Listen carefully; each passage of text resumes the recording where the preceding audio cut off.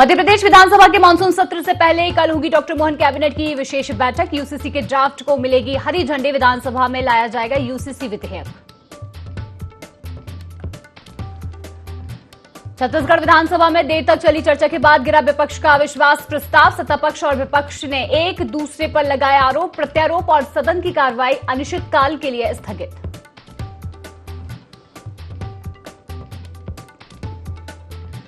Mahadev online betting app को लेकर ED की जांच लगातार जारी। स्पोर्ट्स एंकर शैफाली बग्गा से दूसरे दिन भी पूछताछ। डिजिटल साक्ष्यों में शैफाली की कथित भूमिका आई सामने।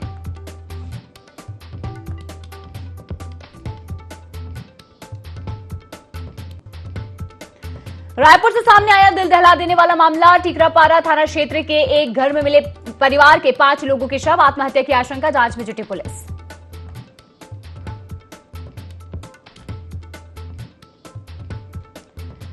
मध्य प्रदेश में एक बार फिर सक्रिय होगा मानसून। भोपाल, इंदौर समेत राज्य के 44 जिलों में बारिश का अलर्ट जारी। डिंडोरी और उमरिया में भारी बारिश की संभावना। अगले 4 दिन प्रदेश में बारिश की गतिविधियां रह सकती हैं तेज।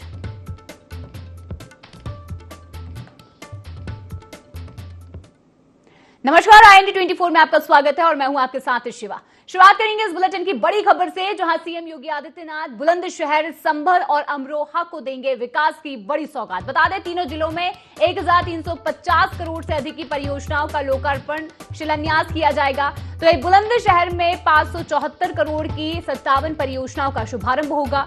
अमरोहा में 207 करोड़ की 43 विकास परियोजना की सौगात दी जाएगी। तो वहीं साथ ही साथ संभल में 569 करोड़ की 66 परियोजनाओं का लोकार्पण शिलान्यास होगा। लाभार्थियों को प्रमाण पत्र और विभिन्न योजनाओं का लाभ भी मिलेगा। साथ ही साथ आपको बता दें कि स्थानीय रोजगार और उत्पादों को भी अब बल मिलता नजर आएगा। सड़क, शिक्षा, स्वास्थ्य और आधारभूत ढांचे को नई रफ्तार मिलती नजर आएगी। तो एक बड़ी सौगात जो है उत्तर प्रदेश को मिलने जा रही है, जहां आपको बता दें कि सीएम योगी आदित्यनाथ बुलंदशहर, संभल और अमरोहा को विकास कार्यों की सौगात देते नजर आएंगे। और तीनों ही जिलों में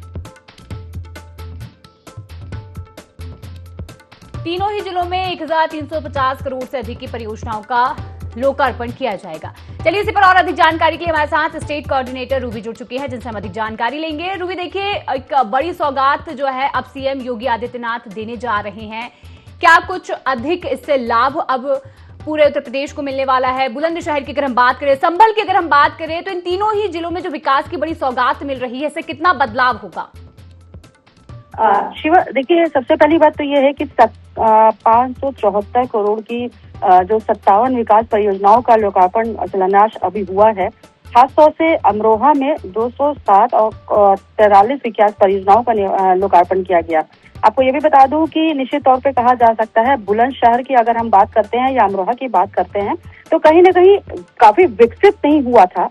लेकिन अब इन परियोजनाओं का जब शिलान्यास किया गया है, तो अब यहाँ की जो जनता है, निश्चित तौर पे कहा जा सकता है काफी विकास देखने को मिलेगा। खासतौर से जो यहाँ पे जो शिलान्यास है, उसमें मुख्यमंत्री योगी आदित्यनाथ ने परियोजनाओं को लेकर खासतौर से ध्यान रखा है। और इस तरीके से जो शिलान्यास किए जाते हैं, तो जिले की जो रफ्तार होती है, निश्चित तौर पे कहा जा सकता है उसमें गति जरूर निकल के सामने आती है। अब शिवा, ये भी कहा जा सकता है काफी बड़े जिले जो यहाँ के देखे जाते हैं, बुलंदशहर भी काफी बड़ा जिला गिना गया है। और वैसे में जो यहाँ के सौगात दी गई है आम जनता को, निश्चित तौर पे एक कहीं न कहीं उनके लिए एक बड़ा उपहार है। और खासतौर से लगातार आज 3 जगहों पे पूरी तरीके से विकास परियोजनाओं का शिलान्यास होने वाला है। और पहला तो बुलंदशहर करेंगे, उसके बाद अमरोहा होगा, संभल होगा, और तकरीबन पूरे जो जिले हैं विकास परियोजनाओं पे अगर हम बात करते हैं, तो 1350 करोड़ से अधिक निवेश होगा। अब ऐसे में कहा जा सकता है ये सरकारी योजनाएं जो हैं, यानी कि जिनको लाभ मिलने वाला है, उनको प्रमाण पत्र भी दिया जाएगा। और कहीं न कहीं जो इसके प्रमाण पत्र के साथ जो सामग्री होती है, वो भी उनको दिया जाएगा। और OD-OP को जो बढ़ावा मिलेगा, स्थानीय उत्पाद जो होंगे, रोजगार को मौका मिलेगा, यानी कि ये कह सकते हैं कि जो रोजगार का बढ़ोतरी होगी, वहाँ पे उनको एक इजाफा देखने को मिलेगा। और खासतौर से बुलंदशहर हो, संभल हो, अमरोहा हो, इनमें जो सड़क, शिक्षा, स्वास्थ्य, ये आधारभूत जो ढांचे अभी तक अधूरे थे, या ये कह सकते हैं कि अभी भी इसमें कहीं न कहीं कमी जरूर देखने को मिलती है। लेकिन अब जो नई गति मिलेगी और आज इन तीनों जिलों में जो विकास की परियोजनाओं का लोकार्पण होगा और बुलंदशहर में हो चुका है। अभी थोड़ी देर में अमरोहा पहुंचेंगे, उसके बाद आगे की जो इनकी अमरोहा संभल में जो परियोजनाएं होंगी उसका वो शिलान्यास करेंगे मुख्यमंत्री।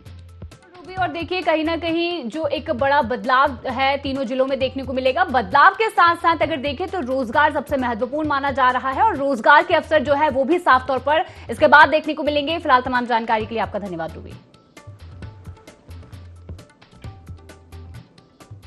तो बता दें कि संभल में अब बड़ी करोड़ों की परियोजनाओं का लोकार्पण किया जाएगा। लाभार्थियों को प्रमाण पत्र और विभिन्न योजनाओं का लाभ मिलेगा। साथ ही साथ आपको बता दें कि अब सीएम योगी आदित्यनाथ करोड़ों की सौगात 3 जिलों को देने जा रहे हैं, जहां 1350 करोड़ों की सौगात ये मानी जा रही है।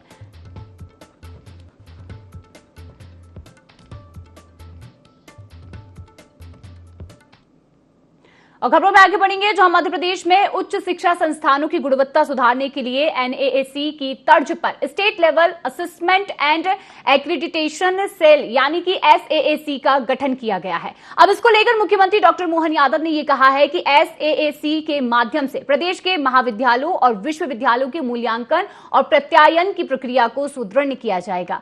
प्रथम चरण में प्रदेश के 341 शासकीय और निजी उच्च शिक्षा संस्थानों का राज्य स्तरीय मूल्यांकन किया जाएगा, जिससे कहीं ना कहीं एक बड़ी सौगात के तौर पर इसे देखा जा सकता है। इसी के साथ खबरों में आगे बढ़ेंगे, जहां मध्य प्रदेश में 20 जुलाई से शुरू होने वाले मानसून सत्र से पहले मुख्यमंत्री डॉक्टर मोहन यादव ने 9 विधेयकों को मंजूरी दे दी है। अब इन सभी विधेयकों को रविवार को होने वाली कैबिनेट बैठक में पेश किया जाएगा। तो वही बैठक में यूसीसी के ड्राफ्ट को भी हरी झंडी दी जाएगी। जो कि विधेयक पेश किए जाएंगे उनमें निजी विश्वविद्यालय संशोधन विधेयक और निजी कोचिंग संस्थानों के विनियम से जुड़ा विधेयक, अग्निशमन और आपातकालीन सेवा, श्रम संहिता और राजमार्ग संशोधन से संबंधित विधेयक शामिल हैं।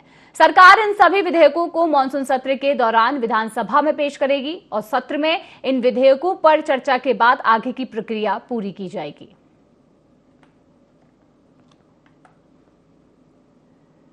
और छत्तीसगढ़ की विधानसभा में अविश्वास प्रस्ताव पर 14 घंटे चर्चा चली और अविश्वास प्रस्ताव पर जोरदार बहस देखने को मिली, जहां सत्ता पक्ष विपक्ष ने एक दूसरे पर आरोप प्रत्यारोप भी लगाए। भ्रष्टाचार, कानून व्यवस्था, आदिवासी कल्याण सहित कई प्रमुख मुद्दों पर तीखी नोकझोंक भी देखने को मिली। देर रात तक चली चर्चा के बाद गिरा पक्ष का अविश्वास प्रस्ताव, जहां विधानसभा की कार्रवाई अनिश्चितकालीन के लिए स्थगित कर दी गई। साथ ही साथ रोहिंग्या मुद्दे पर सत्ता और विपक्ष के बीच नई बहस भी देखने को मिली। साथ ही साथ हसदेव धान खरीदी और डीएपी पर वार पलटवार की स्थिति भी देखने को मिली। सीएम विष्णुदेव साय ने जवाब भी दिया। वहीं कांग्रेस औपचारिकता पूरी करने के लिए अविश्वास प्रस्ताव लेकर आई और कांग्रेस ने हमेशा आदिवासियों को वोट बैंक समझा है। साथ ही साथ उन्होंने ये भी कहा कि हमारी सरकार मोदी की गारंटी पर लगातार काम कर रही है। कांग्रेस सरकार में विकास कछुआ गति से चला है और जनता ने हर चुनाव में भाजपा पर भरोसा भी जताया है। तो आपको बता दें कि अब सदन में कांग्रेस का अविश्वास प्रस्ताव गिरा, जहां लगातार पक्ष और विपक्ष में जोरदार बहस देखने को मिली।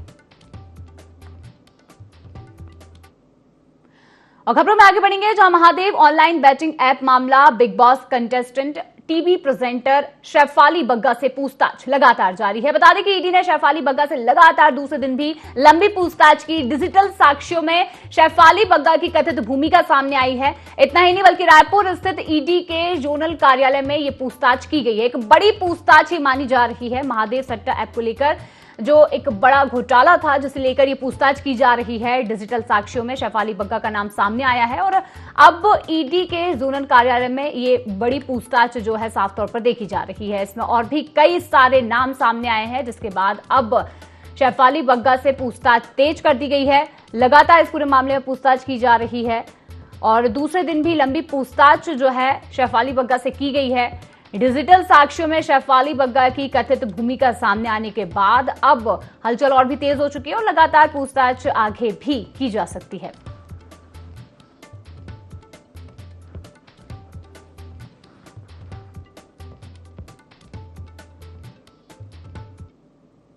और अब हापुड़ से बड़ी खबर, जहां हापुड़ में शराबी युवक बना चौकी इंचार्ज।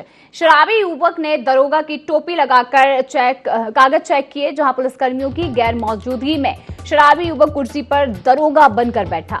चुलबुल पांडे के स्टाइल में दरोगा की कुर्सी पर विराजमान शराबी युवक का वीडियो फरियादियों ने वायरल कर दिया। देहात थाना क्षेत्र के दयोमी चौकी का ये पूरा मामला बताया जा रहा है। देखिए वीडियो सामने आया है, वीडियो में साफ तौर पर देखा जा सकता है युवक का ये वीडियो जो कि फरियादियों ने वायरल किया है। देहात थाना क्षेत्र के दयोमी चौकी का ये वीडियो है और हापुड़ का ये पूरा मामला जहां शराबी युवक चौकी इंचार्ज बना और जिसका ये वीडियो अब तेजी से वायरल हो रहा है। हालांकि इस वीडियो के आधार पर आगे की कार्रवाई शुरू कर दी गई है।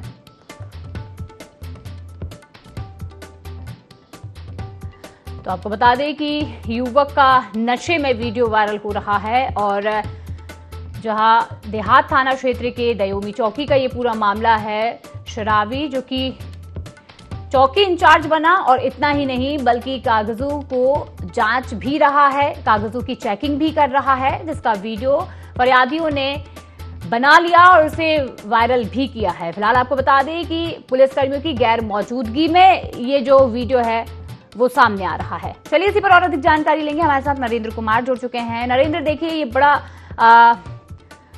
अजीब सा वीडियो सामने आ रहा है जिसमें देखा जा सकता है कि शराबी युवक जो कि चौकी इंचार्ज बन गया है और इसे लेकर किसी को कोई सुध भी नहीं है। तो कहीं ना कहीं एक लापरवाही का वीडियो भी ये माना जा सकता है, चूंकि जिस तरीके से चौकी इंचार्ज बन जाना और उस डिपार्टमेंट में घुस के कागजों को चेक करना कहीं ना कहीं एक बड़ी लापरवाही भी है। क्या कुछ पूरी सच्चाई है इस वीडियो की? जी मैडम, मैं बताना चाहूंगा ये थाना देहात क्षेत्र का मामला है, गोभी चौकी का, जहाँ पर कोई भी पुलिसकर्मी मौके पर नहीं था। जहाँ पर ये शराबी कुर्सी पे बैठ के उत्तम कर रहा था, कागज फाड़ रहा था और वहाँ पे चौकी पे तोड़ा फोड़ी करी। जहाँ पर जो अपनी फरियाद लेने आए हुए फरियादियों ने इसकी वीडियो बनाकर सोशल मीडिया पर अपलोड कर दिया, जहाँ पर पुलिस इसकी जांच में जुटी हुई है। लेकिन देखिए एक बड़ी लापरवाही इसे देखा जा सकता है, माना जा सकता है। पुलिस कर्मियों की मौजूदगी नहीं थी, उस दौरान वहां पर शराबी युवक पहुंचता है। आखिर कैसे इस तरीके की जो शराबी हैं उन्हें अंदर जाने दिया जाता है? क्योंकि देखिए अगर पुलिसकर्मी वहां नहीं भी हैं तो भी किसी को अंदर जाने से रोका जा सकता है। तो इस तरीके के वीडियो, इस तरीके घटनाक्रम जो है वो क्यों हो रहे हैं? जी मैडम, मैं बताना चाहूंगा वहाँ पे मौके पे वहाँ पता नहीं वे चाय पीने चले गए पुलिसकर्मी या कोई भी इस चीज का फायदा उठाते हुए इस युवक ने वहाँ पे तोड़ा फोड़ी करी और कागजों को काटा, जहाँ पर फरियादियों ने इसकी वीडियो बनाकर सोशल मीडिया पर सेंड कर दिया है। जी, थाना देहात क्षेत्र का मामला है। हालांकि देखना होगा इस वीडियो के आधार पर क्या कुछ कार्रवाई होती है। तमाम जानकारी के लिए आपका धन्यवाद। सीधा रुक करेंगे बुलंदशहर का, जहां प्रमुख कार्यक्रम में सीएम योगी आदित्यनाथ पहुंचे हुए हैं। प्रधानमंत्री मोदी जी के नेतृत्व में जो प्रगति की है वो अभिनंदनीय है। भारत आज दुनिया की चौथी बड़ी अर्थव्यवस्था बन चुका है, लेकिन जापान ने एटम बम के प्रहार के बावजूद कभी रुका नहीं, कभी टिका नहीं, कभी झुका नहीं, कभी थका नहीं। वह कैसे? मैं जापान को देखने और समझने के लिए गया था, उनकी टेक्नोलॉजी को भी देखने के लिए मैं गया था और मुझे गजब का अनुशासन देखने को मिला। गजब का अनुशासन, सेल्फ डिसिप्लिन क्या होता है वह देखना हो दुनिया के अंदर तो आप जापान के अंदर जाकर के देखें। और ये सेल्फ डिसिप्लिन ही, ये आत्म अनुशासन ही, याद रखना, किसी भी जाति हो, किसी समाज हो, किसी देश हो, उसकी प्रगति का सबसे बड़ा आधार बनता है, सबसे बड़ा आधार बनता है। और जापान आज दुनिया के विकसित देशों में अपना नाम आगे करने में सफल हुआ है तो इस आत्म अनुशासन से। रज्जू भैया सैनिक विद्या मंदिर में जो छात्र यहां अध्ययन कर रहे हैं, उन छात्रों की दृष्टि से यह अनुशासन अत्यंत महत्वपूर्ण है,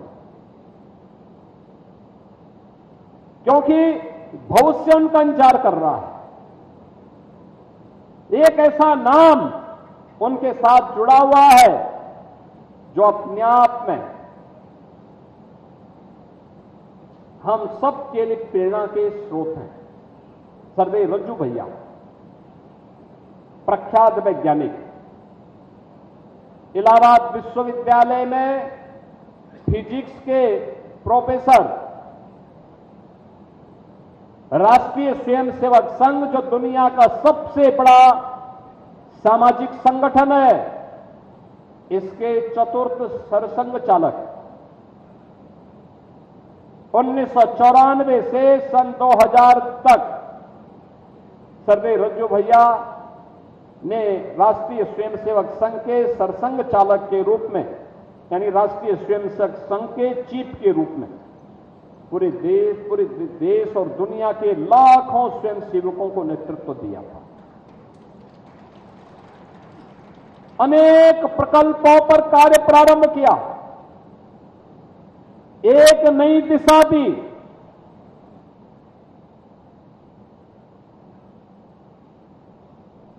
क्या अद्भुत व्यक्तित्व था।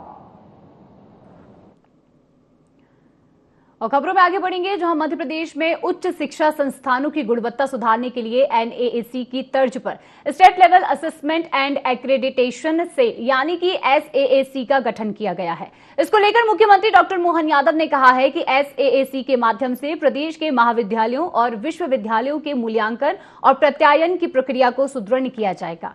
प्रथम चरण में प्रदेश के 341 शासकीय और निजी उच्च शिक्षा संस्थानों का राज्य स्तरीय मूल्यांकन किया जाएगा, जहां प्रक्रिया के प्रभावी क्रियान्वयन के लिए उच्च शिक्षा विभाग 21, 22 और 23 जुलाई को प्रशिक्षण कार्यशालाएं आयोजित करेगा। इसमें संस्थानों के प्रतिनिधियों को मूल्यांकन मानदंड, गुणवत्ता संकेतक, दस्तावेजीकरण और प्रत्यायन प्रक्रिया की जानकारी भी दी जाएगी।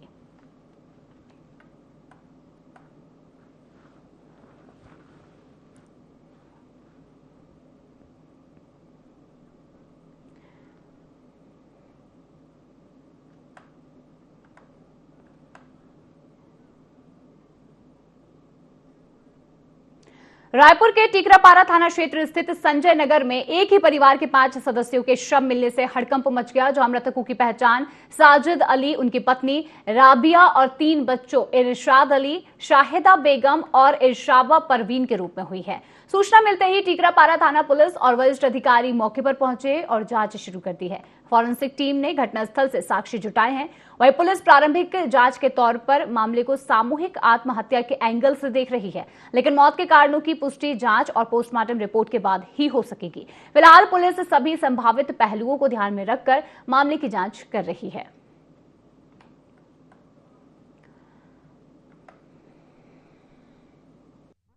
मिली थी कि एक परिवार के लोग जो है मृत अचेत अवस्था में पाए गए। जब पुलिस एफएसएल टीम के साथ घटनास्थल पर पहुंची तो इसमें 4 लोग जो है चित अवस्था में लेटे हुए मिले, जिनके मुंह से झाग निकल रहा है, और एक व्यक्ति जो है फांसी में लटका हुआ मिला है, जो परिवार का मुखिया है, इसका नाम साजिद है। और एफएसएल की टीम पूरे घटनास्थल का मुआयना कर रही है और मृत्यु के जो सभी कारणों की जांच के लिए पोस्टमार्टम किया जाएगा और उसके बाद ही उनका मृत्यु का स्पष्ट। और भिंड के मिहोना थाना क्षेत्र में 4 बाइक सवार बदमाशों ने कट्टे की नोक पर युवक और महिला से लूट की वारदात को अंजाम दिया। जानकारी के अनुसार आकाश राठौर अपनी मौसी मंजू के साथ लहार से बंगरा जा रहे थे और इसी दौरान सुंदरपुरा और खुर्द गांव के बीच बदमाशों ने उनकी बाइक रोक ली और हथियार दिखाकर महिला के गले से सोने का मंगलसूत्र, कान से सोने के झुमके और मोबाइल फोन लूटकर फरार हो गए। सूचना मिलते ही पुलिस मौके पर पहुंची और आरोपियों की तलाश में नाकाबंदी कर दी गई। वहीं पुलिस आसपास लगे सीसीटीवी कैमरों की फुटेज भी खंगाल रही है। मामले में प्रकरण दर्ज कर जांच शुरू कर दी गई है।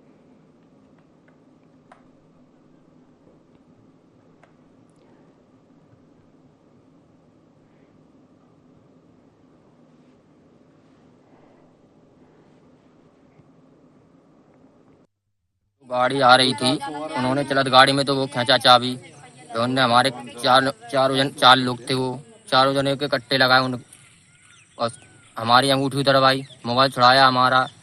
फिर दीदी के वो सोने का हार पहने थी, वो मंगलसूत्र पहने थी, अंगूठी वगैरह निकाल ले गए और मोबाइल ले गए दीदी का, और उनके दीदी के वहाँ में कट्टा भी मारा है उन्होंने घोड़े में। और सिडनी जिले के चर्चित कथित मॉब लिंचिंग मामले में पुलिस ने नया प्रकरण दर्ज किया है। वायरल वीडियो में पिटाई का शिकार दिख रहे युवक सोहेल खान के खिलाफ एक युवती की शिकायत पर SC/ST अत्याचार निवारण अधिनियम, धर्म परिवर्तन के लिए दबाव, छेड़छाड़ और अन्य धाराओं में केस दर्ज किया गया है।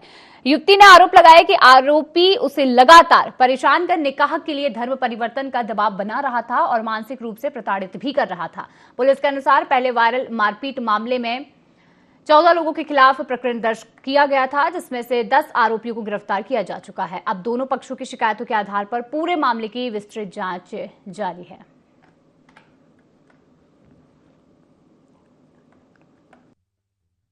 सोहेल खान मुझे धर्म परिवर्तन के लिए फोर्स करता था और क्या बोलते हैं, मैं ITI वगैरह जाती थी तो वो मुझे छेड़ता था। वो मुझे जबरदस्ती फोर्स करता था कि धर्म परिवर्तन कर लो, नहीं तो मैं तुम्हें जान से मार दूंगा।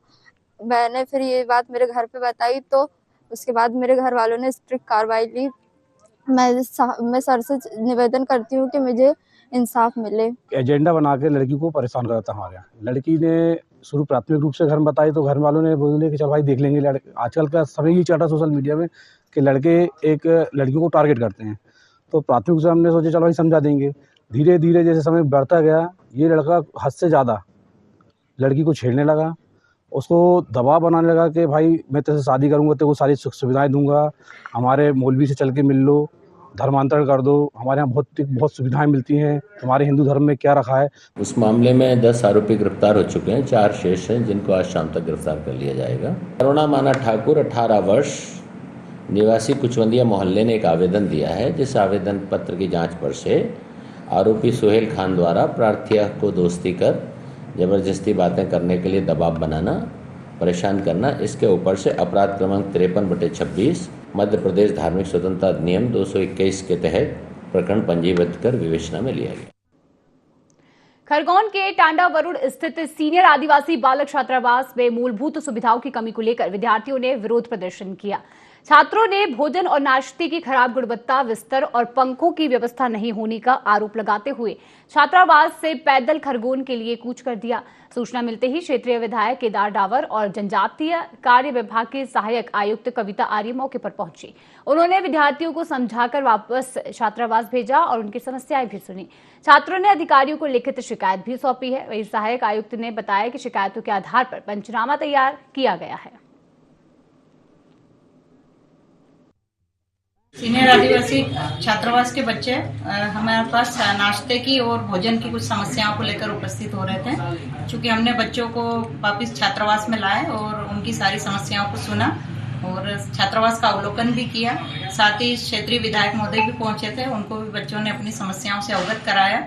अधीक्षक के भी हमने कथन लिए हैं और जो छात्रावास में हमारी समस्याएं व्याप्त है उनको दूर करने के लिए हम समय समय पे ब्लॉक के अधिकारी विजिट भी करते हैं और सारी समस्याओं का हम समाधान भी करेंगे। बच्चों को आश्वस्त किया है कि उनको किसी प्रकार की कमी नहीं होगी। बिस्तर सामग्री को लेके और पंखों की मांग को लेके जो उन्होंने हमें एक आवेदन दिया है, उस पर भी हम समय समय पे इनको सामग्री उपलब्ध करवाने के लिए विभागीय बजट से पूर्ति करेंगे। साथ ही मैं आप सभी को भी आश्वस्त करती हूँ कि यहाँ पे पालकों के और विभागीय अधिकारियों के समन्वय से हम प्रति सप्ताह पालक शिक्षक समिति को भी बुलवाएंगे और जो इस तरह की दिक्कत आज उत्पन्न हुई वो कभी भविष्य में उत्पन्न ना हो, इस प्रकार के हम समाधान के प्रयास करेंगे। और साथ ही इसमें दोषी अधीक्षक जो भी हैं उन पर भी हम वैधानिक कार्रवाई करेंगे। मिड सेशन के इस खास बुलेटिन में फिलहाल के लिए इतना ही और भी खास खबरों के लिए देखते रहें IND 24। नमस्कार।